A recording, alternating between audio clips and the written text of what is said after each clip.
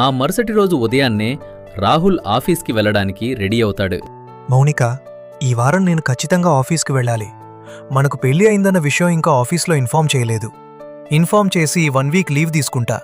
అప్పుడు మనం time spend చేయొచ్చు. సరే, జాగ్రత్తగా వెళ్ళిరా. నువ్వు మా వదినతో మా అమ్మతో మాట్లాడు. నేను ఆఫీస్కి వెళ్ళి సాయంత్రం తొందరగా ఇంటికి వచ్చేస్తా. సరే అని రాహుల్ ఆఫీస్కి వెళ్ళిన తర్వాత మౌనిక శశి దగ్గరికి వెళ్ళి మాట్లాడాలని ప్రయత్నిస్తుంది. హాయ్ అక్క, నా పేరు మౌనిక. శశి తనతో మంచిగా నటించాలని స్మైలింగ్ ఫేస్తో ఇలా అంటుంది. హాయ్ మౌనిక్, నా పేరు శశి. నీ గురించి రాహుల్ చాలాసార్లు చెప్పాడు. నువ్వంటే రాహుల్కి చాలా ఇష్టం. అత్తయ్య మావయ్య రాహుల్తో ఆ అమ్మాయి తక్కువ కులం వద్దు అని ఎంత చెప్పిన రాహుల్ వినలేదు. అయిన కులంది ఏముందిలే, మనసు బాగుండాలి కాని అంటూ ఎంతో వెటకారంగా అంటుంది శశి. నిన్ను చూస్తుంటే నిజంగా నా చెల్లె గుర్తొస్తుంది మౌనిక్. తను కూడా నీలానే ఉంటుంది. అలా అనగానే మౌనికకి శశిపైన చాలా మంచి అభిప్రాయం ఏర్పడుతుంది. అవునా, చిన్నప్పటినుంచి నాకంటూ ఒక అక్కో తమ్ముడో ఉంటే బావుండు అనుకునేదాన్ని. ఇప్పటినుంచి నువ్వే నా అక్క అంటూ ఎంతో సంతోషపడుతుంది మౌనిక. ఒకరోజు లక్ష్మి మార్కెట్ వెళ్దామని అనుకుంటుంది. అమ్మా, పెద్దకోడ్లా, ఒక్కసారిలా రామ్మా. హా అత్తయ్య, వస్తున్నా. చెప్పండి అత్తయ్య, పిలిచారు? ఏం లేదు కోడలా, నేను మార్కెట్ వెళ్ళొస్తాను. 2 గంటలకి బయట ఆరేసిన బట్టలు తీసుకురా. అలాగే అత్తయ్య, మీరు వెళ్ళిరండి, నేను తీస్తాను. శశికి ఒక ఆలోచన వస్తుంది. మౌనిక, నీ పని ఎలా చేస్తానో చూడే. అప్పుడే రవి బయటికి వెళ్లడం చూసి రవితో ఇలా అంటుంది. ఏవండి, ఎక్కడికెళ్తున్నారండి? అలా సరదాగా బయటికి వెళ్తున్నాను. ఏవండి, నేను కూడా మీతో బయటికొస్తానండి. బయట తోపుడు బండి పైన మిరపకాయ బజ్జి తిని చాలా రోజులవుతుంది. అవును శశి, చాలా రోజులవుతుంది. పద వెళ్దాం. శశి మౌనికను పిలుస్తుంది. చెల్లి మౌనిక, నేను మీ బావ కలిసి బయటికి వెళ్తున్నా. మేం రాడానికి టైం పట్టుది. నువ్వు 2 గంటలకు అలా బయట ఆరేసిన బట్టలు తీయవా? అలాగే అక్క, తీస్తాను, మీరు వెళ్ళిరండి అని అంటుంది మౌనిక. తెలివిగా శశి అక్కడ్నుంచి బయటికి వెళ్ళిపోతుంది. అలా కొన్ని గంటల తర్వాత 4 కానే వచ్చింది. అయ్యో, టైం 4 కానుందే. అక్క బయట బట్టలు తీయమని చెప్పింది కదా, వెళ్ళి తీస్తాను.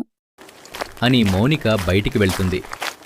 అయ్యో, బట్టలెండి, చాలాసేపవుతుందే. వర్షం కూడా పడేలా ఉంది, తొందరగా తీస్తాను అని మౌనిక బట్టలు ముట్టుకోగానే ఇంటికి తిరిగి వస్తున్న అత్తయ్య గట్టిగా అరుస్తుంది. ఆగు, ఆగు! మౌనిక, బట్టలు ముట్టుకోకు! ఆగు, ఆగు! చి చి! నిన్ను ఉతికిన బట్టలు ఎవరు ముట్టుకోమని చెప్పారు? ఏమైంది అత్తయ్య? నేనీరోజు బానే ఉన్నాను, చేతులు కూడా శుభ్రంగానే ఉన్నాయే. మీలాంటి వాళ్ళు మేం వేసుకునే బట్టలు ముట్టుకోకూడదు. అదేంటత్తయ్య అలా మాట్లాడతారు? మాలాంటి వాళ్ళమంటే? అంటే నా కొడుకుని చేసుకున్నంత మాత్రానా నీ కులం మారిపోతుందా? కావాలంటే రాహుల్ బట్టలు నువ్వే ఉతికి ఆరేసేయ్. కాని ఇంకెప్పుడు మా ఉతికిన బట్టలు మాత్రం అతను ముట్టుకోకు. అత్తయ్య అన్నమాటలకు మౌనిక చాలా బాధకి గురవుతుంది. సాయంత్రం రాహుల్ ఆఫీస్కి వెళ్ళి ఇంటికి తిరిగొస్తాడు. మౌనిక, ఈరోజు ఎలా గడిచింది మా ఇంట్లో? మా వదిన అమ్మ మాట్లాడారా? మౌనిక జరిగింది చెప్పి రాహుల్ని బాధపెట్టడం ఎందుకు అని అత్తయ్య బట్టల విషయం చెప్పదు. హా అండి, మీ వదిన చాలా బాగా మాట్లాడింది. మరి అమ్మా? అత్తయ్య, నేను ఫ్రీ కాడానికి టైం పడుతుందండి. అలా అని కవర్ చేస్తుంది మౌనిక. ఆ మరునాడు ఉదయం శశి మౌనిక రూంలోకి వస్తుంది. చెల్లె ఏం చేస్తున్నావురా? పద, వంటిట్లో ఏదైనా వంట చేద్దాం. మేము నీ చేతి వంట కూడా రుచి చూడాలిగా. శశి ఆలోచన తెలియక మౌనిక వస్తానాన్ని చెప్తుంది. అలాగే అక్క, వస్తున్న పద. అత్తయ్య లక్ష్మి శశితో ఏం వంట చెయ్యాలా అని అడుగుతుంది. పెద్దకోడ్లా, ఈరోజు వంటేం చేద్దాం? అత్తయ్యా, బెండకాయ ఫ్రై చేద్దామా? నిన్న అదే బెండకాయ ఫ్రై, మొన్న అదే బెండకాయ ఫ్రై. ఆ ఫ్రై తప్ప నీకే కూర రాదా కోడలా?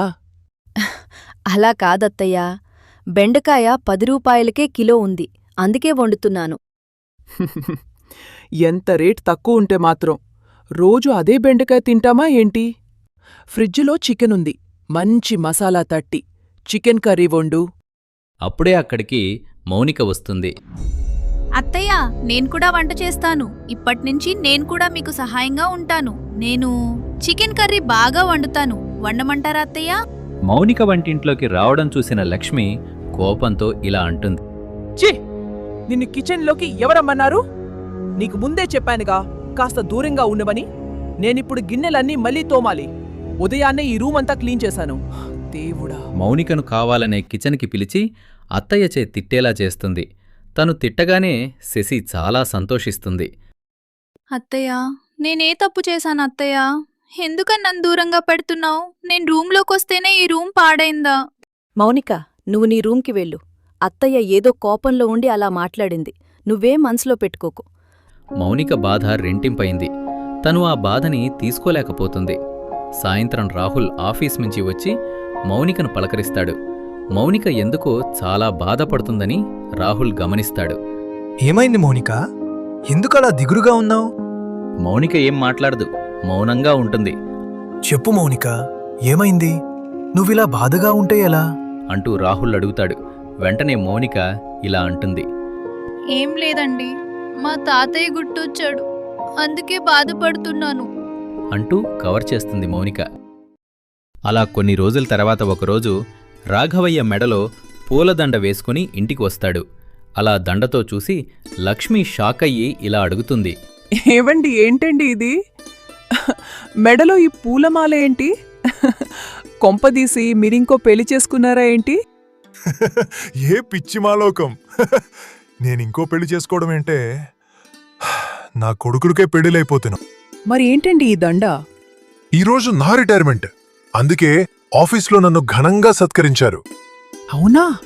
చాలా సంతోషమండి. మీరు ఇన్నేళ్ళు మన ఇంటి కోసం చాలా కష్టపడ్డారు. కంగ్రాచులేషన్స్ నాన్న, మీరు ఇన్నేళ్ళు మా కోసం చాలా కష్టపడ్డారు. ఇప్పుడు మనం ఇంత హాయిగా బ్రతుకుతున్నామంటే దానికి కారణం మీరు పడ్డ కష్టమే నాన్న. I'm very proud of you. ఇక నుంచి మీరు హాయిగా ఇంట్లో రెస్ట్ తీసుకోండి నాన్నగారు. నేనన్నయ్య ఈ ఇంటిని చూసుకుంటాము. అలా అందరూ రాఘవయ్య రిటైర్మెంట్కి ఎంతో సంతోషిస్తారు. కొద్దిసేపటి తర్వాత రాఘవయ్య లక్ష్మిని పక్కకు పిలిచి లక్ష్మితో ఇలా అంటాడు. లక్ష్మి, ఇదిగో నా రిటైర్మెంట్కిచ్చిన డబ్బు 30 లక్షలు. ఇంకా నేను చీటి వేసి దాచిన 20 లక్షలు, మొత్తం 50 లక్షలు. ఈ డబ్బు మొత్తం అనాథ శరణాలయం కట్టడం కోసం జాగ్రత్తగా బీరువాలో పెట్టు. అలాగేనండి. ముందు మనం గురికి వెళ్దాం పదండి. ఈరోజు మీ పేరుపైన అర్చన చేయించాలి. అయ్యో, టైం అయితుందే. పదండి, మళ్ళీ గుడిని మూసేస్తారు. అలా లక్ష్మి గుడి మూసే టైం అవడంతో శశి దగ్గరికి వెళ్ళి ఇలా అంటుంది. అమ్మా శశి, నేను మీ మావయ్య గుడికి వెళ్తున్నా. కొద్దిగా ఈ డబ్బు బీరువా లాకర్లో జాగ్రత్తగా పెట్టమ్మా. అలాగే అత్తయ్య, ఇటువంటి నేను పెడతాను. అలా ఆ డబుల్ బ్యాగ్ శశికిచ్చి తను తొందరగా గుడికి బయలుదేరుతుంది. అంత డబ్బు చూడగానే శశికి ఒక ఆలోచన వస్తుంది. తను వెంటనే ఆ డబుల్ బ్యాగ్ తీసుకుని నేరుగా మౌనిక దగ్గరికి వెళ్తుంది. చెల్లి మౌనిక, నేను అత్తయ్య బయట గుడికి వెళ్తున్నా. చాలా లేట్ అయిపోయింది. కొద్దిగా ఈ డబ్బుల బ్యాగ్ బీరువా లాకర్లో పెట్టవా? వద్దక్క, మళ్ళీ అత్తయ్యకి తెలిస్తే నన్ను తిడుతుంది. నేను పెట్టను. అయ్యో చెల్లి, ఈ బ్యాగ్ నిన్నే పెట్టమని అత్తయ్య నాతో చెప్పింది అని శశి మౌనికతో అబద్ధం చెప్తుంది. అవునా? సరే అక్క, ఇట్టివ్వు, నేను పెడతాను, మీరు వెళ్ళిరండి అంటూ మౌనిక ఆ బ్యాగ్ తీసుకుని బీరువా దగ్గరికి వెళ్తుంది. బీరువా ఓపెన్ చేసి ఆ బ్యాగ్లో ఉన్న డబ్బంతా జాగ్రత్తగా అందులో పెట్టి అక్కడ్నుంచి వెళ్ళిపోతుంది. శశి కావాలనే పరుగెత్తుకుంటూ అత్తమామలతో గుడికి కార్లో వెళ్తుంది. కొన్ని రోజుల తర్వాత ఒకరోజు రాఘవయ్య లక్ష్మితో ఇలా అంటాడు. లక్ష్మి, నేను అనాథ శరణాలయానికి ఒక మంచి ఇల్లు చూశాను. ఇల్లు చాలా బాగుంది. అది కొనడానికి బ్రోకర్తో మాట్లాడాను. అవునా? చాలా సంతోషమండి. లక్ష్మి, వెళ్ళి నేనిచ్చిన ఆ డబ్బు తీసుకునిరా. బ్రోకర్ దగ్గరికి వెళ్తాను. అలాగేనండి. అమ్మా శశి, ఒక్కసారిలా రామ్మా. అత్తయ్య పిలవగానే రెడీగా ఉన్నట్టు లోపల్నుంచి తొందరగా వస్తుంది శశి. హా అత్తయ్య, చెప్పండి. అమ్మా శశి, నేను మొన్న మనం గుడికి వెళ్ళేటప్పుడు ఒక డబ్బుల బ్యాగ్ ఇచ్చాను చూడు, అది ఒక్కసారి తీసుకురామ్మా. అది అంటే ఆ రోజు లేట్ అవుతుందని నేను మౌనికకు బీరువాలో పెట్టమని చెప్పాను అత్తయ్య. అని శశి అనగానే డబ్బుల బ్యాగ్ శశి ఎందుకు మౌనికకు ఇచ్చిందని లక్ష్మీరాఘవయ్య చిరాకుగా చూస్తారు. ఏంటమ్మా ఇది? నీకు చెప్పిన పని నువ్వు చెయ్యకుండా తన చేతికేందుకు డబ్బిచ్చావు? అంటే అత్తయ్య, ఆ రోజు నేను కూడా మీతో గుడికి వస్తానని తనకి పెట్టమని ఇచ్చాను. సరేలే, దాంట్లో ఏముంది? మౌనికను పిలిచి బ్యాగ్ తీసుకురమ్మను, నాకు లేట్ అవుతుంది. శశి మౌనికను పిలిచి డబ్బుల బ్యాగ్ తీసుకురమ్మని చెప్తుంది. సరే అని వెళ్ళి బీరువా ఓపెన్ చేసి చూడగా లోపల డబ్బు కనిపించదు. ఒక్కసారిగా మౌనిక గుండె చాలా వేగంగా కొట్టుకుంటుంది. ఏంటిది, డబ్బులిక్కడే పెట్టాను కదా, కనిపించడం లేదేంటి? అలా మౌనిక టెన్షన్ పడుతూ బీరువా మొత్తం వెతికిన డబ్బులు దొరకవు. అక్కా, బీరువాలో డబ్బులు కనిపించటం లేదక్కా. నేను లోపలే పెట్టానక్కా. మొత్తం వెతికినా ఎక్కడ కనిపించలేదు. ఏం మాట్లాడుతున్నావు మౌనిక? డబ్బులు కనిపించకపోవడమేంటి? నిజం చెప్పు. నిజంగా అక్కా, నేను డబ్బులు అక్కడే పెట్టాను. మౌనిక అలా అనేసరికి లక్ష్మీరాఘవయ్యకి తట్టుకోలేనంత కోపం వస్తుంది. మౌనిక, ఏంటమ్మా ఇది? బీరువాలో పెట్టిన డబ్బు కనిపించకపోవడమేంటి? చీచి, నువ్విలాంటి దానివని అనుకోలేదు మౌనిక. నిన్ను నా చెల్లిగా అనుకున్నాను. నేనప్పుడే చెప్పానండి, కులం తక్కువ వాళ్ళని చేసుకుంటే ఇలాగే ఉంటుందని. కానీ నా మాట వింటేగా?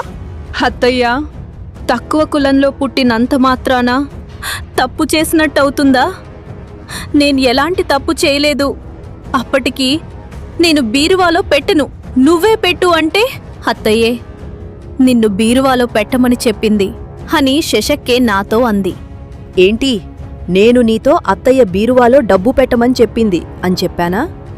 హోరినాయనో, ఎందుకిలా అబద్ధం ఆడుతున్నావు మౌనిక? నేను నీతో అలా అనలేదు. ఎందుకక్కా ఇలా మాట మారుస్తున్నావు? నువ్వా రోజు అత్తయ్య పెట్టమంటుంది అని చెప్తేనే నేను బీరువాలో పెట్టాను. తప్పు నువ్వు చేసింది కాక నా కోడలిపై నింద మోపుతున్నావా? మర్యాదగా ఆ తీసిన డబ్బు తిరిగిచ్చేయి అని అనగానే మౌనిక ఇంట్లోకెళ్ళి గుండెలు పగిలేలా ఏడుస్తుంది. అప్పుడే అక్కడికి రాహుల్ వస్తాడు. మౌనిక ఏడూడం చూసి ఇలా అంటాడు. ఏమైంది మౌనిక? ఎందుకలా ఏడుస్తున్నావు? ఏమైంది మౌనిక? చెప్పు. ఏవండి, నేను ఇంట్లో ఉండనండి. నేనీ కులంలో పుట్టడం నా తప్ప? అందరూ నన్ను చీప్గా చూస్తున్నారండి. నేను ఉతికిన బట్టలు ముట్టుకుంటే మాసిపోతాయంట.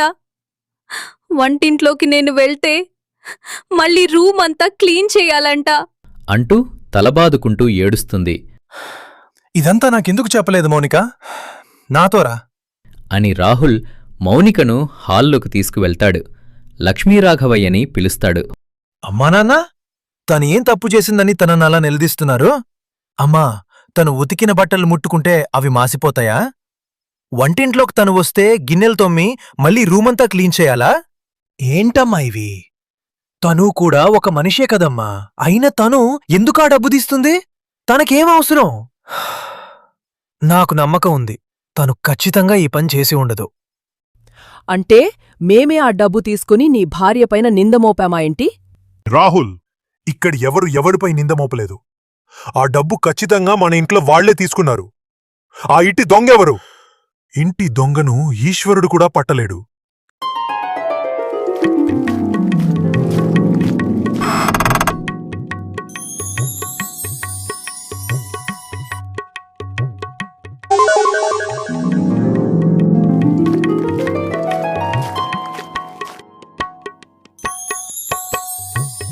అబ్బా, ఇంత డబ్బు నా జీవితంలో ఎప్పుడూ చూడలేదు. ఈ డబ్బుతో అనాథ శరణాలయం పెడతారంట. చూస్తూ చూస్తూ ఇంత డబ్బు ఎలా పోనిస్తాను? ఈ డబ్బుతో నేను బంగారు నగలు చేయించుకుంటాను. ఒక పెద్ద నెక్లెస్, ఒక వడ్డాలం, బంగారు గాజులు, కమ్మలు. అబ్బా, నాకెంత బావుంటాయో! అంటూ కలలు కంటుంది శశి. ఒక్కసారిగా తన రూంకి ఎవరో వస్తున్న అడుగుల శబ్దం వినిపిస్తుంది. ఎవరో వస్తున్నట్టున్నారే, తొందరగా ఈ డబ్బు దాచిపెడతాను. ఈ బెడ్ కింద దాచిపెడితే ఎవరికి తెలీదు అని శశి ఆ డబ్బుని తన మంచం కింద పెడుతుంది. అప్పుడే అక్కడికి ఆఫీస్ నుంచి రవి ఇంటికి వస్తాడు. మౌనికని చూసి ఇలా అంటాడు.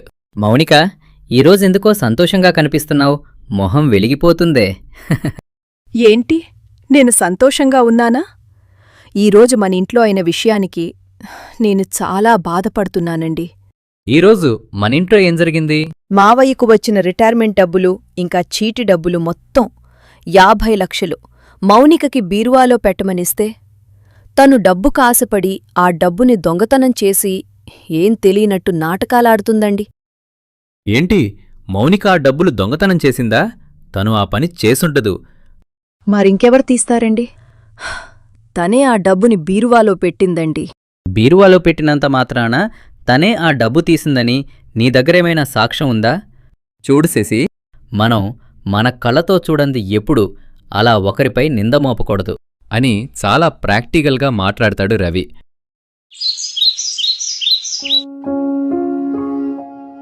పాపం రాఘవయ్య ఎంతో ఆశగా ఆ డబ్బుతో అనాథాశరణాలయం కట్టించాలనుకుంటాడు. కాని తన కల కలగానేగానే మిగిలిపోతుందా అని బాధపడతాడు. నేను ఎందుకు అనాథ శరణాలయం కట్టించాలనుకున్నానో తెలుసా లక్ష్మి? ఎందుకండి? మా నాన్న ఒక అనాథ. పెద్దయ్యాక మా అమ్మని ప్రేమించి పెళ్లి చేసుకున్నాడు. తను తనలా ఉన్న అనాథలకు శరణాలయం కట్టి అండగా ఉండాలనుకున్నాడు. కానీ తను అంత డబ్బు సంపాదించకపోవడంతో తను చనిపోయేటప్పుడు తన చివరి కోరికగా నన్ను శరణాలయం కట్టమని చెప్తూ కన్ను మూశాడు. అందుకే నేను తన ఆశయమే నా ఆశయంగా పెట్టుకున్నాను. కానీ ఇప్పుడు అంత కష్టపడి దాచిన డబ్బు కనిపించకుండా పోయింది. అలా బాధతో రాఘవయ్య అనగానే లక్ష్మికి ఒక మంచి ఆలోచన తడుతుంది. ఏవండి, నాకొక బ్రహ్మాండమైన ఆలోచన తట్టిందండి. ఏంటి లక్ష్మి? ఏవండి, మనం ఎవరితో అయినా పోయిన డబ్బుల కోసం అంజనం వేయిదామండి. అప్పుడు ఖచ్చితంగా ఎవరు తీశారో తెలుస్తుంది. ఈ రోజుల్లో కూడా ఈ అంజనాలేంటి లక్ష్మి? మీకు తెలీదు, ఊరుకోండి, నా మాట విని. ముందు మనం అంజనం వేయిద్దాం. లక్ష్మి అన్న మాటకు సరే అని ఒప్పుకుంటాడు రాఘవయ్య. నేనా డబ్బు తీయలేదని మీరెలా నమ్మారండి? నాకు తెలుసు మౌనిక, నువ్వా తప్పు చేయవని. నీకు బంధాల విలువ, ఇంటి విలువ, డబ్బుల విలువ బాగా తెలుసు. మరి ఆ డబ్బు ఎక్కడ పోయిందంటారు? నాకదే అర్థం కావట్లేదు మౌనిక. మా అన్న, వాడికి అలాంటి ఆలోచన ఎప్పుడూ రాదు. నాకు ముందు నుంచి మా వదినపైనే అనుమానం. నిజం నిప్పులాంటిది మౌనిక. అది ఏ రోజైనా బయటపడుతుంది. చూద్దాం. అలా అంటాడు రాహుల్. కొద్దిసేపటి తర్వాత రాఘవయ్య పెద్ద కొడుకు రవిని పిలిచి ఇలా అంటాడు. ఒరే పెద్దోరా, నేను మన ఇంట్లో డబ్బులు పోయినందుకు అంజనం వేద్దాం అనుకుంటున్నాను. ఆ డబ్బులెవరో బయట నుంచి వచ్చి తీసుకునే అవకాశమే లేదు. కాబట్టి ఖచ్చితంగా మన ఇంట్లో వారే ఎవరో తీసుంటారు. అంజనం వేయిస్తే ఎవరు తీశారో బయటపడతారు. ఏం మాట్లాడుతున్నారు నాన్న? అంజనం ఏంటి? అవునురా రవి, అంజనం వేయించాలన్న ఆలోచన నాకే వచ్చింది. అప్పుడే ఈ ఇంటిరట్టు బయటపడుతుంది. సరే అమ్మా, నువ్వు ఎలా చెప్తే అలా అని అనేలోగానే పరుగున శశి అక్కడికొస్తుంది. అత్తయ్య, అంటే ఈ రోజుల్లో కూడా ఈ అంజనాలేంటి? అవన్నీ పనిచేయవత్తయ్యా. అమ్మా కోడలా, మనకిది తప్ప ఇంకో దారి లేదు. అయినా అంజనం వేస్తే దొంగతనం చేసిన వారికి ఖచ్చితంగా ఆరోగ్యం చెడిపోయి కళ్ళు తిరుగుతాయి, వాంతులవుతాయి. మావయ్య అలా అనగానే శశికి వెన్నులో వణుకు పుడుతుంది. అవునా మావయ్యా? సరే, చేయించు మావయ్యా. అప్పుడేగా దొంగ బయటపడేది. అలా అని శశి భయంతో రవిని అక్కడ్నుంచి బెడ్రూంకి తీసుకువెళ్తుంది. ఏంటండి ఇది, అంజనం వేయించడం ఏంటి? ఇంత టెక్నాలజీ ఉన్న ఈ రోజుల్లో కూడా ఇలాంటి మూఢో నమ్మకాలు నమ్ముతున్నారా? శశి, ఇలా మాట్లాడేది నువ్వేనా? ఎప్పుడూ ఆచారాలు పద్ధతుల గురించి మాట్లాడతావుగా. అయినా నువ్వెందుకు భయపడుతున్నావు? నేనెందుకు భయపడతానండి? నేనేదో ఊరికే అన్నానంతే. అయితే గీతే తీసిన వాళ్ళకవుతుంది, మనకేమవుతుంది? అంటూ ఎంతో భయంగా అంటుంది శశి. రాఘవయ్య రాహుల్ మౌనికలను పిలుస్తాడు. పిలిచి ఇలా అంటాడు. ఒరే రాహుల్, నేను మీ అమ్మ. ఇంట్లో దొంగతనం ఎవరు చేశారని అంజనం వేయిస్తున్నాం. దీంతో ఖచ్చితంగా ఎవరు తీశారో బయటపడుతుంది. అప్పుడు లక్ష్మి చాలా వెటకారంగా ఇలా అంటుంది. చూడండి, ఇప్పటికైనా నిజం ఒప్పుకుని డబ్బు ఇచ్చేస్తే కనీసం హాస్పిటల్లో అడ్మిట్ కాకుండా ఉంటారు. చూడండి అత్తయ్య, ఇక్కడ ఎవరూ డబ్బు తీయలేదు. అయినా తీసిన వారికి ఆరోగ్యం పాడవుతుంది కదా. చూద్దాం. అయినా మేము దేనికి భయపడము. తప్పు చేసిన వారే భయపడతారు. మీరు అంజనం వేయించండి నాన్న. అలా ఎంతో కాన్ఫిడెంట్గా అంటాడు రాహుల్. ఎవ్వరూ వినేలా లేరు లక్ష్మి. పద, మనం అంజనం వేసే అంజయ్యని కలుద్దాం. అప్పుడే ఇంటి దొంగ ఎవరో బయటపడతారు. అంటూ లక్ష్మీరాఘవయ్యరు అంజనం వేసే అంజయ్య దగ్గరికి వెళ్తారు. కులం తక్కువ కోడలు 3వ భాగం కోసం మా పాలడబ్బా స్టోరీస్ ఛానల్ని సబ్స్క్రైబ్ చేసుకోండి.